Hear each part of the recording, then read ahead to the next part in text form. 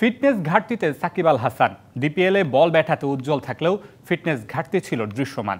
জাতীয় দলে ফেরার আগে সেটাই ঠিক করতে চান সাকিব। এদিন ব্যাটাতে ৪৯ রান করার পাশাপাশি বল হাতে মাত্র ৩৪ রান খরচায় নিয়েছেন ১ উইকেট।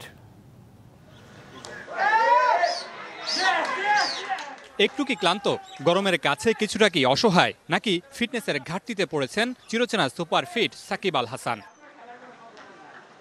দেশে ফেরার কথা ছিল ৩০ এপ্রিল, ফিরেছেন দুদিন আগে। নিজ জেলা মাগুরা ঘুরে এসে শেখ জামালের হয়ে নেমে পড়েছেন ব্যাট হাতে। প্রথম ৪ বল সাকিবের ব্যাট থেকে এসেছে মাত্র ১ রান। মানিয়ে নেওয়ার চেষ্টাটাই যেন করছিলেন।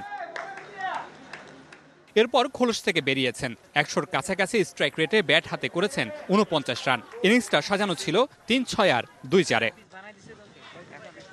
তবে চোখে পড়েছে প্রচন্ড গরমে সাকিবের হাঁপিয়ে ওঠা, সাথে বডি ফিটনেসের ঘাটতিটাও যেন কিছুটা পরিলক্ষিত। তারপরও দলের দ্বিতীয় সর্বোচ্চ রানটা সাকিব আল হাসানের।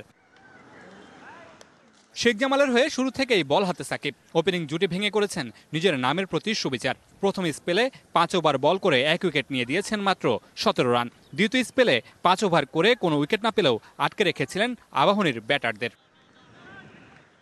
বল হাতে কিংবা ব্যাট হাতে সাকিবের পারফরমেন্স নিয়ে প্রশ্ন তোলার জো নেই। তবে ভাবনার জায়গাটা ফিটনেস নিয়ে। ১৯ বিশ্বকাপের ঝরঝরে সাকিবের দেখা পেতে পোস্টার বয়কে ঝরাতে হবে অনেক ঘাম। Mamunur Rashid, DBC news, Savar.